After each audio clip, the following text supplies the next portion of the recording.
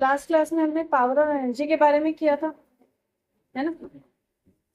Power, dissipated energy, store आपके पास energy supply, हमने ये पार्ट किया। अब देखो, जब हम एनर्जी और पावर की बात करते हैं आपके पास में, तो नेक्स्ट चीज हमारे दिमाग में आती है कि भाई हमें एनर्जी और पावर कहाँ से मिलता है आपके पास। तो आपके पास में एक सोर्स है जहाँ से आपको सप्लाई सोर्स से मिलता है। सेकेंडली क्या है आपके पास में, हमारे पास होते हैं सेल्स। क्या होते हैं? सेल्स। क्या करते हैं sir? Constant voltage okay.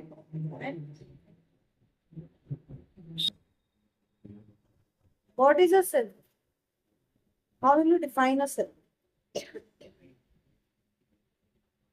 How will you define a cell? बताओ।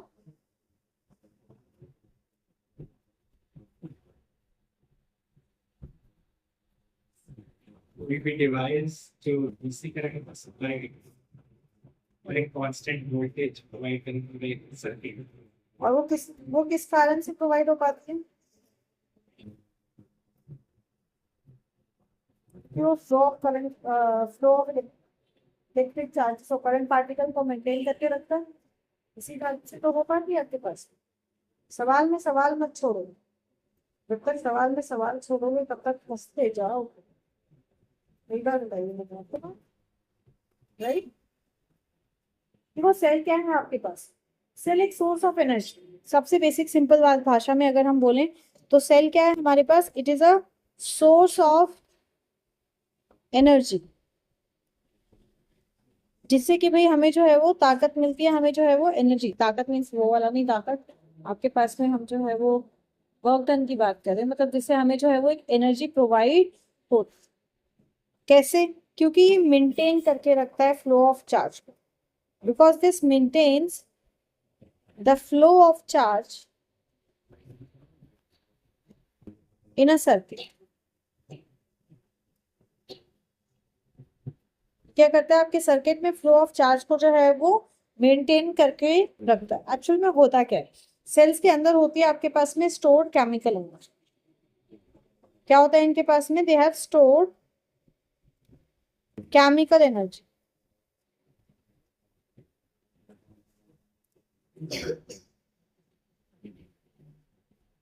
सेल का काम यही है आपके पास कि इस एनर्जी को इलेक्ट्रिकल एनर्जी में कन्वर्ट करना। क्या करना आपके पास में? इलेक्ट्रिकल एनर्जी में कन्वर्ट करना। तो सेल के अंदर आपके पास में केमिकल एनर्जी को इलेक्ट्रिकल एनर्जी में कन्वर्शन होता है, जिसके कारण आपके पास में जो हमारे पास में सोर्स है वो एक एनर्जी को सप्लाई कर पाता है। अब इसको हम मेजर कर सकते हैं ईएमएफ में। What is EMF? Electromotive force. Electromotive force क्या होता है? इलेक्ट्रोमोटिव फोर्स बताओ। What is electromotive force?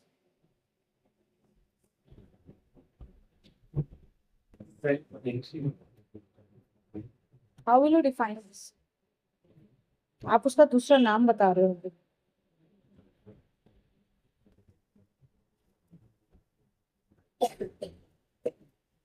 आपको अभी क्या बोला? इसका काम क्या है कि it maintains the flow of charge in the circuit, right. ये तो बैटरी हो गई। चलो सेल में बात करते हैं पहले।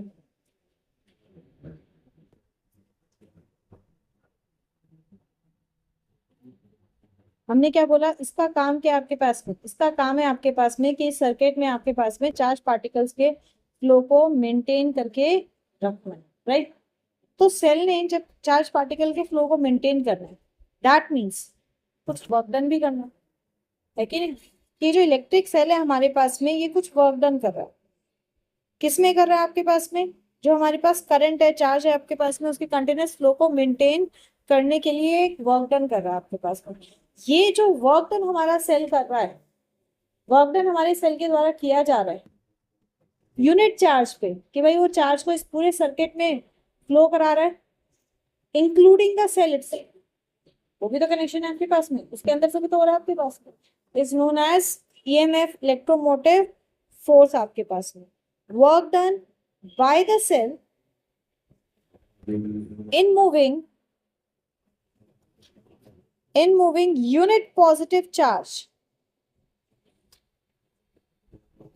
in moving unit positive charge through the whole circuit, पूरे सर्किट में, including the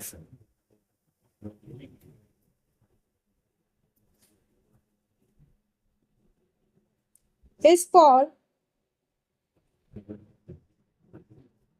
the EMF of the cell. क्या कहेंगे इसे? सेल की ईएमएफ आपके पास में डिनोटेड बाय कैपिटल, किससे डिनोट करते हैं? कैपिटल ई से डिनोट करते हैं आपके पास में। तो मान लो आपके पास में भी किसी भी एक सर्किट में हमारे पास चार्ज क्यू आपके पास में फ्लो हो रहा है, जिसको करने में डब्ल्यू आपका वर्क डन हो रहा है, तो what will be EMF? W by Q, यही है work done by moving one unit charge in a circuit आपके पास में। तो हम क्या लिख सकते हैं? E equals to W by Q. Unit क्या हो जाएगी? जूल पर कूलम। यूनिट क्या हो जाएगी आपके पास में? जूल पर कूलम, या जिसको वोल्ट भी कहते हैं। क्या कहेंगे आपके पास में? वोल्ट, इसे वोल्ट भी कहते हैं आपके पास में। अगर मान लो आपके पास W is work done is 1 joule, work done क्या है? 1 जूल। जो चार्ज आपके पास में मूव कर रहा है दैट इज 1 कूलम। कितना है? 1 coulomb. So what becomes E? E हो जाएगा आपके पास 1 joule upon 1 coulomb. This can be written as, ये क्या होता है? वोल्ट, है ना? तो 1 volt equals to 1 joule upon 1 coulomb. Yes और नो? तो हम क्या कहेंगे आपके पास में? EMF of a cell is 1 volt. कब होगी EMF of a cell? 1 volt. EMF of a cell is 1 volt, ये होती है जी 1 वोल्ट। कब? When 1 joule of work is done by the cell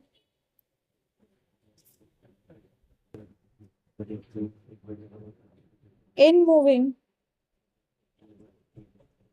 1 coulomb charge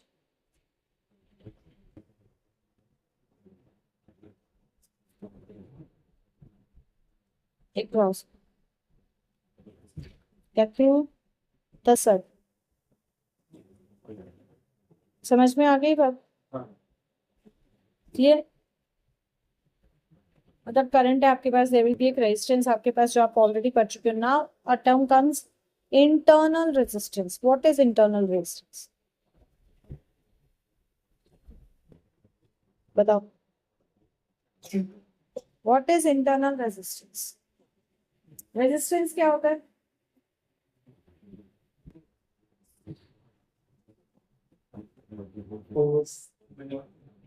current flow को force. Yes, कोई भी आपके पास में जो हमारे पास में सब्सटेंस है, जैसे कंडक्टर और इंसुलेटर, आपके पास में क्या करते हैं? कुछ फोर्स लगा रहे हैं, ऑपोजिंग फोर्स लगा रहे होते हैं, जो चार्ज पार्टिकल करंट को करने से रोकते हैं, उसे कहते हैं resistance, right? What will B internal resistance? बताइए।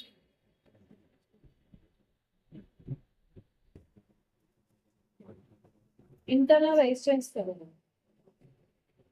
हर एक मटेरियल के पास कुछ ना कुछ रेजिस्टेंस होती है।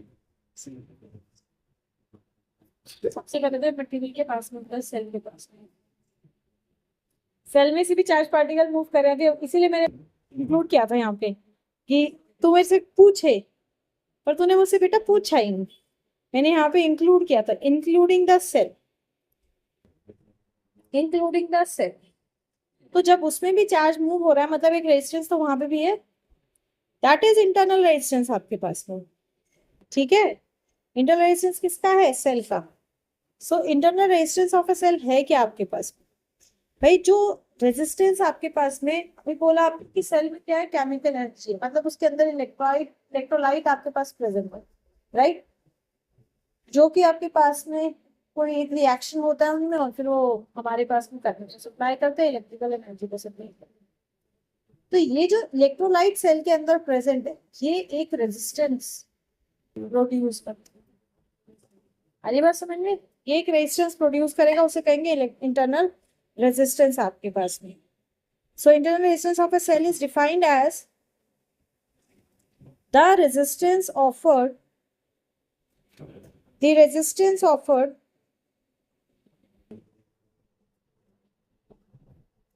by the electrolyte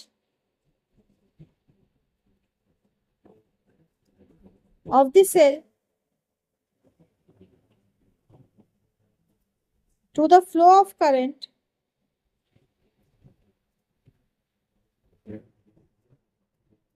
through it। समझे? जो करंट फ्लो हो रहा है उसको जो रेजिस्टेंस प्रोवाइड कर रहा है उसे कहते हैं, इसको डिनोट करते हैं स्मॉल आर से। रेजिस्टेंस को कैपिटल आर से, इंटरनल रेजिस्टेंस को स्मॉल आर से। यूनिट क्या होगी भाई? ओम, क्योंकि रेजिस्टेंस ही तो ऑफर कर रहा है आपके पास। यूनिट क्या होगी आपके पास में? ओम आपके पास में। ठीक है, अब किन किन फैक्टर्स पे आपके पास में इंटरनल रेजिस्टेंस डिपेंड करता है बताओ? Nature of okay, nature of, ठीक है, ऐड करना चाहूंगी nature, concentration and temperature of electrode, तीनों पे डिपेंड करेगा। और कैसे डिपेंडेंसी है? डायरेक्टली डिपेंडेंसी है। मतलब अगर कंसंट्रेशन इंक्रीज हुआ, इंटरनल रेजिस्टेंस भी इंक्रीज हो जाएगा आपके पास में। ठीक है, और अब उसके स्ट्रक्चर को याद करो, हमने ऑलरेडी किया हुआ है, रिडॉक्स में हमने किया था सेल के बारे में। तो आपने देखा है कि उसमें क्या होता है कि जो हमने प्लेट्स डाली होती है जो आपके पास में, उन प्लेट्स के बीच में एक डिस्टेंस होता है। ठीक है, so this is directly proportional to जो इंटरनल रेजिस्टेंस है, this is directly proportional to the separation between the two plates in the cell. Separation between the two plates of the cell।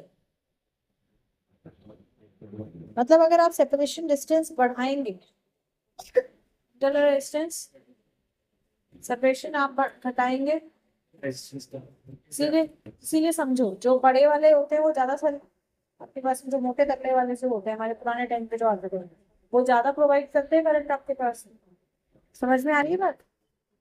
Next, inversely proportional होता है internal resistance to the area of plate.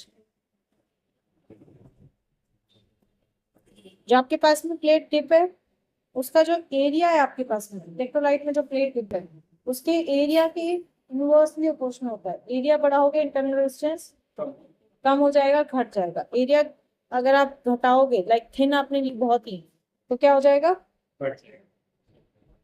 चलो, another term is terminal potential difference. बताइए क्या है?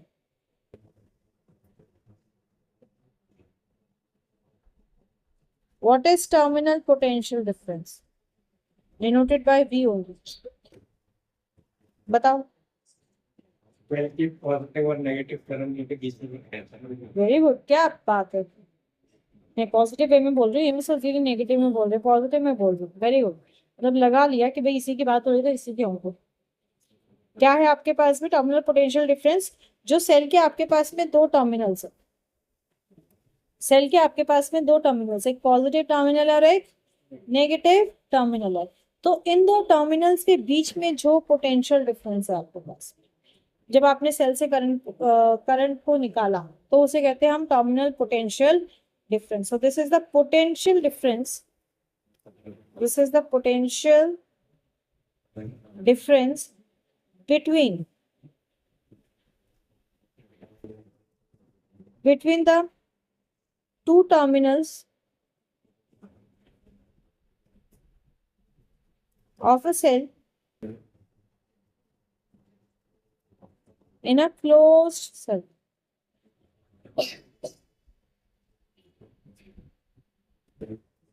Open circuit तो होगी नहीं, तो क्लोज सर्किट में आपके पास में यूनिट क्या होगी? वोल्ट यूनिट क्या आपके पास में, वोल्ट, सिंबल क्या आपके पास में, V. Denoted by capital. अब मुझे एक आप चीज बताइए, what can be the relation between, what can be the relation between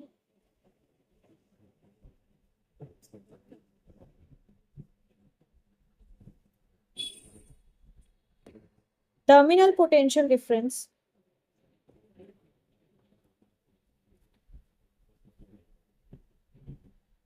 and EMF of a cell? बताइए।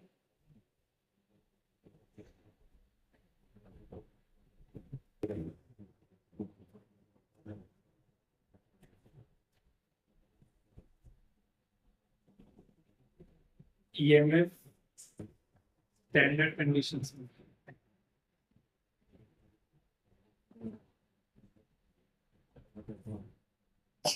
रिलेशन क्या होगा, इक्वल होगा या फिर छोटा होगा, बड़ा होगा, डबल होगा, क्या होगा? छोटा होगा, terminal.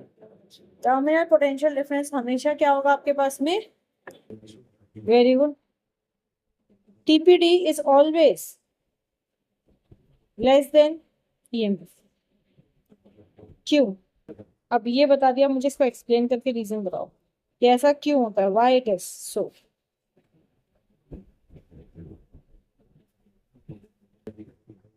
बोलो।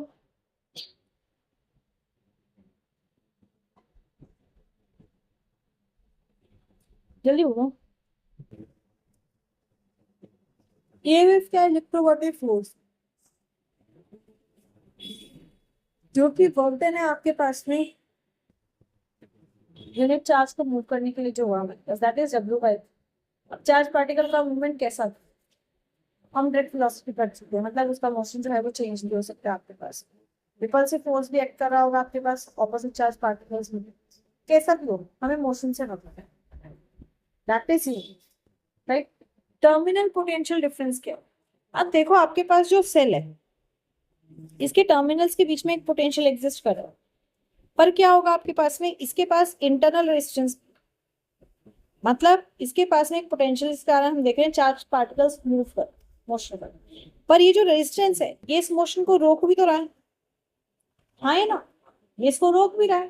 दैट मीन्स व्हाट, कि जो पोटेंशियल यहाँ पे टर्मिनल्स के बीच में प्रोड्यूस हो रही है वो रिड्यूस हो रही है, तो इसलिए वो हमेशा क्या होती है, EMF ऑफ सेल से कम होती है। याद रहेगी बात? Should I write it down और you will write yourself? Internal potential plus series and हाँ, बस ये लिखना है आपके पास में कि आपका जो इंटरनल रेजिस्टेंस है वो अपोज करेगा, जिस कारण से जो आपके पास में पोटेंशियल है वो रिड्यूस हो जाएगी। पोटेंशियल रिड्यूस हो गई तो टोटल टर्मिनल पोटेंशियल भी क्या हो जाएगा, कम हो जाएगी आपके पास। नहीं लिखो ना पक्का, ढंग से लिखना फिर।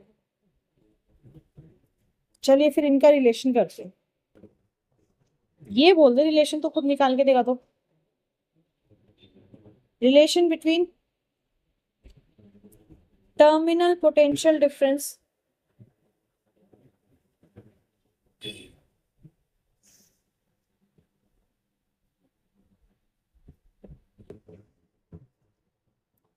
EMF of a cell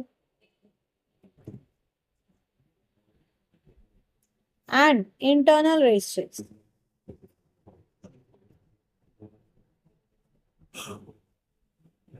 of a cell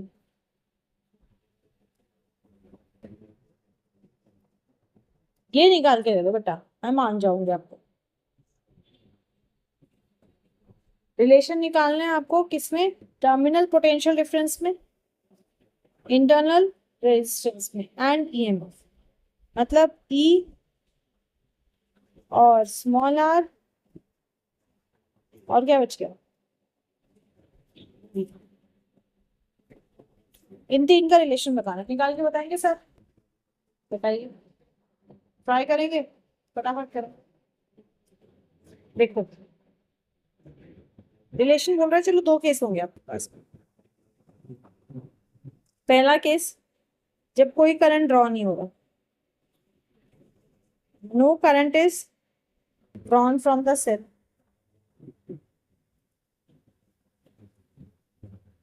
मतलब कैसा सर्किट है? Open circuit. मतलब हमारे पास दो केस आ गए आपके पास में। एक आ गया आपके पास जब हम बात कर रहे हैं कि हमारा सर्किट कैसा है, ओपन। दूसरा हम बात कर रहे हैं कि हमारा सर्किट कैसा है, close. This is internal resistance. ठीक है, positive negative, terminal current positive से जाता है,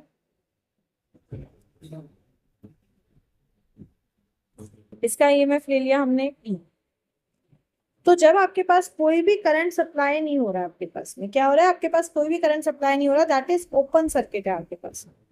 ऐसे में क्या होगा हमारे पास में, ऐसे में तो सीधी सी बात है आपके पास में कि जो ईएमएफ है सेल का वो इक्वल हो जाएगा टर्मिनल पोटेंशियल डिफरेंस के, क्योंकि करंट तो सप्लाई नहीं हो रहा है आपके पास में। So this will be equal to terminal potential difference. क्यों? क्योंकि आई 0, राइट। अब बात करते हैं आपके पास में जब करंट सप्लाई हो रहा है, सेकेंड केस। मतलब कैसा है, क्लोज सर्किट है। वही एक एक्सटर्नल रेजिस्टेंस लिया हमने आर, डायग्राम वही ऊपर वाला रखो। हमने एक एक्सटर्नल रेजिस्टेंस ले लिया आपके पास में R. R is an external resistance.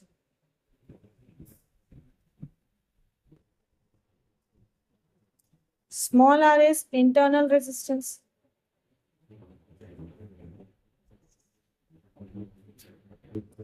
Capital E is EMF of cell. And V is terminal potential difference, right? Terminal potential difference. So we know, हमें क्या पता है आपके पास में, that current क्या होता है? You know current क्या होता है? Potential difference upon R resistance. तो यहाँ पे आपके पास में पोटेंशियल डिफरेंस क्या हो जाएगा, that is equals to EMF of cell. तो E अपॉन रेजिस्टेंस क्या हो जाएगा, resistance external resistance plus internal resistance. ये सर नो, सर्किट पे तो इफेक्ट इंटरनल का भी पड़ रहा है ना हमारे पास, बाय ओम्स लॉ अगर आप देखो। So by Ohm's law, Ohm's law से क्या होता है आपके पास में, V इक्वल्स टू होता है I R, that is I equals to V by R. अब इस V बाय आर को मैं सेल के साथ जो पोटेंशियल बन रहा है उसके साथ इक्वेट करूँ, this becomes V by R equals to E upon R plus R. इसको लिया 1 और इसको लिया 2, हमने 1 and 2 को इक्वेट किया बाय 1 and 2। ये लिख सकते हैं, सिंप्लीफाई करते हैं हम, हो जाएगा V R plus R equals to E R, मतलब V R plus V R equals to E R. तो V R equals to E R minus V R. R को कॉमन ले लो, तो हो जाएगा E माइनस V। V को नीचे ले आते हैं, तो E माइनस V अपॉन, मतलब हम इसको क्या लिख सकते हैं, हम लिख सकते हैं इसको E by V minus 1, right. Internal resistance को निकाल लिया हमने इस टर्म्स में आपके पास। अब by the definition of terminal potential difference देखो, by definition of terminal potential difference, तो हमने क्या देखा था, हमने देखा था आपके पास में कि टर्मिनल पोटेंशियल डिफरेंस हमारे पास हमेशा क्या होता है, कम होता है ईएमएफ से। क्यों?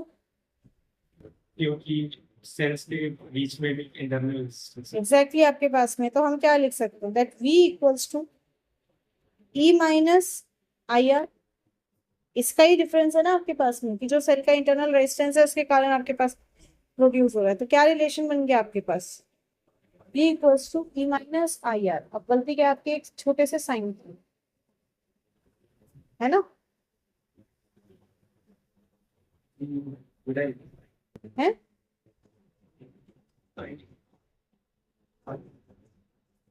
छोटे से साइन की गलती है आपके पास में।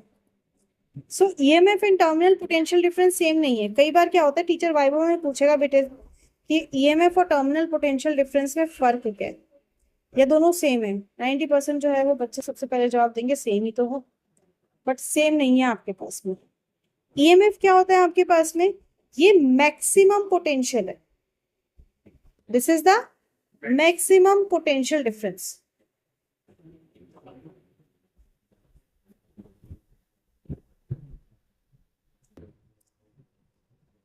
between the electrodes of a cell when the cell is an open circuit। जब ओपन सर्किट की बात हो रही है तो जो मैक्सिमम पोटेंशियल आपके पास में इलेक्ट्रोड्स के, वो आपके पास क्या है, ईएम। ठीक है, वो क्या है आपके पास, ईएमएफ। टर्मिनल पोटेंशियल क्या होती है, सबसे पहली चीज तो ये क्लोज में होती है। ये कब होती है, क्लोज्ड सर्किट में। और वो भी क्या है आपके पास में, ये होती है potential difference between terminals in close circuit. तो in close circuit the potential difference between the terminals of a cell is terminal potential difference।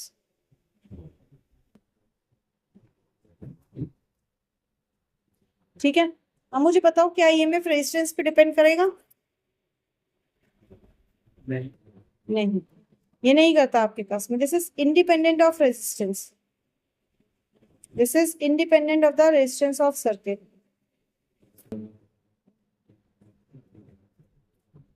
और किन पे डिपेंड करेगा, किन पे डिपेंड करेगा, नेचर ऑफ इलेक्ट्रोड एंड इलेक्ट्रॉइड, उन्हीं के कारण तो हो रहा है ना, एंड इलेक्ट्रोलाइट। इसकी बात करें आपके पास में, तो ये डिपेंड करेगा रेजिस्टेंस पे या नहीं करेगा। So this depends on resistance, और साथ में करंट पे भी करेगा, depends on resistance and current flowing through it या flowing through the circuit।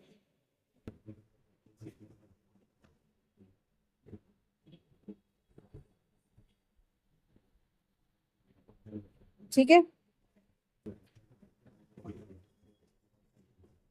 इसके साथ ही आपके पास में पोटेंशियल डिफरेंस क्या है, ये इफेक्ट है, it is an effect. Current pass हो रहा है तब उसके कारण जो आपके पास चार्ज पार्टिकल्स के मूवमेंट के कारण इफेक्ट क्रिएट हुआ है, पर ये इफेक्ट नहीं है आपके पास, ये कॉज है। ये कॉज है, इलेक्ट्रोलाइट्स के बीच में आपके पास में एक पोटेंशियल डिफरेंस क्रिएट हो, जिस कारण से वो एक एक्सटर्नल फोर्स मतलब चार्ज फ्लो क्रिएट कर पा रहे। अगर वो होगा ही नहीं इलेक्ट्रोलाइट के बीच में पोटेंशियल, तो फिर वो कहाँ से करेगा? ठीक है, तो दिस इज द कॉज, ये कॉज है आपके पास में। तो हम ये किसके लिए यूज करते हैं, this is use for source of current. और टर्मिनल पोटेंशियल क्या करेंगे, हम करंट के सोर्स के लिए यूज नहीं करते। ईएमएफ क्या है, सोर्स ऑफ करंट है ना आपके पास में, ये सोर्स ऑफ करंट नहीं है आपके पास में। ये क्या होता है आपके पास में, ये किसी भी दो पॉइंट्स के बीच में मेजर किया जाता है आपके पास, उनके बीच का पोटेंशियल। चलिए एक question,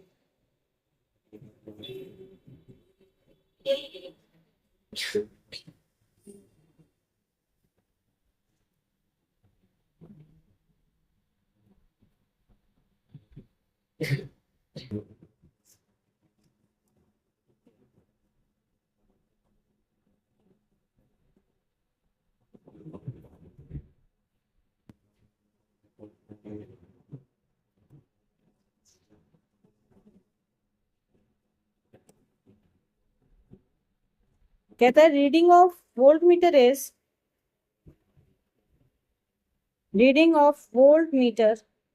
is 2.2 volt when terminal of the cell are connected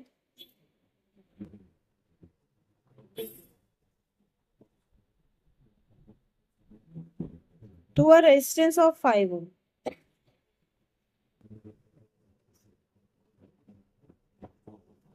The voltmeter reading drops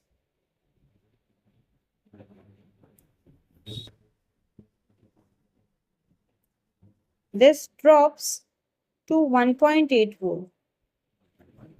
कहता है find internal resistance, find internal resistance निकालेंगे,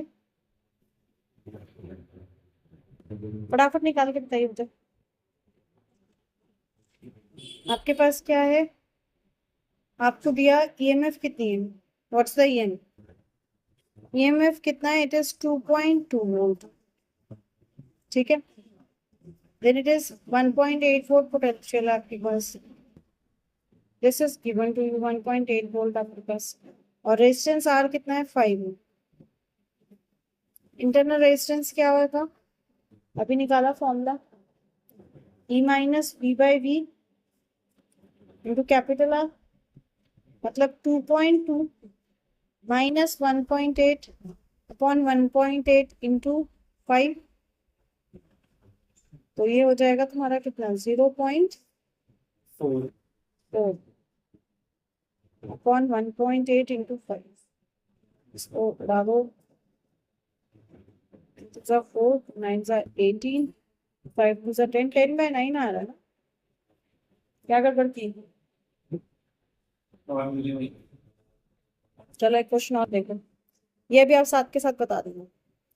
कहता है cell of EMF E and internal resistance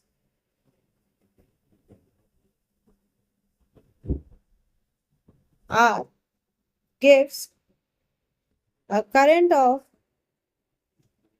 0.5 ampere with an external resistance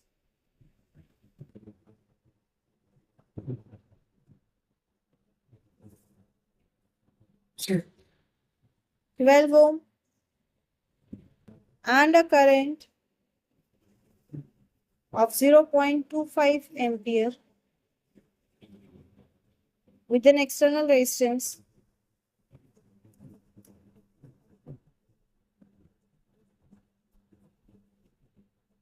of 25 ohm.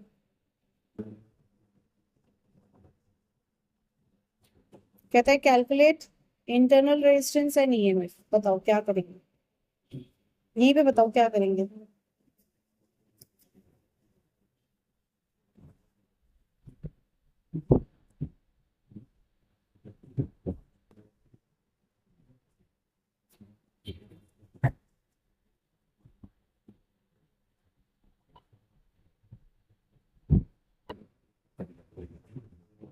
क्या दिया आपको, आपको दिया है कि करंट 0.5 एम्पियर है, आई 0.5 एम्पियर, दो केसेस बन गए, मतलब पहला केस ले लेते हैं, जब आपके पास करंट 0.5 एम्पियर है, आर कितना है 12 ओम, राइट। तो हमें पता है कि आई क्या होता है, E upon R plus R, है ना।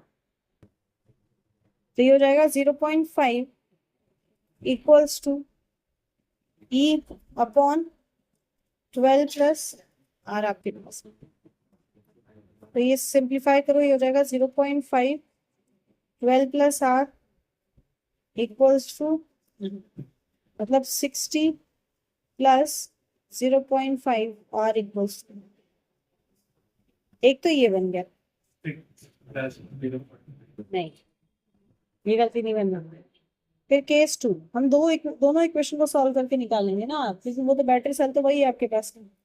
फिर कहता है 0.25 है और आपके पास में 25 है रेजिस्टेंस, आर इज 25 ओम, और सेकंड केस में आई के 0.25, सेल तो सेम ही है ना आपके पास में, दोनों को सॉल्व करेंगे, दोनों की निकालते हैं, तो सेम फॉर्मूला आपके पास में, I equals to E R plus are,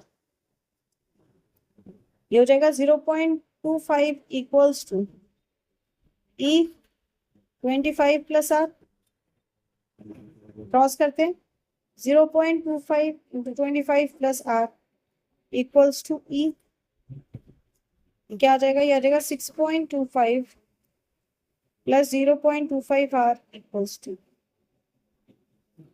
अब भाई दोनों इक्वेशन दोनों एक ही वैल्यू बता रही है। ऊपर वाले में 6 होगा, 60 मतलब 60 की जगह 6। अच्छा अच्छा अच्छा, 60 की जगह 6, ओके ये कह रहे थे। अच्छा मुझे लगा तो उसका नोटेशन वो बता रहा है। ठीक है, थैंक यू आपके करेक्शन के लिए। तो बाय 1 and 2 क्या आ गया, 6 plus 0.5R equals to 6.25 plus 0.25R, right.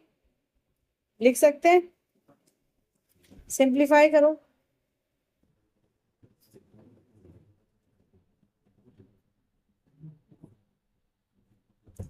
तो आपका कितना आ जाएगा, 0.25 equals to 0.25।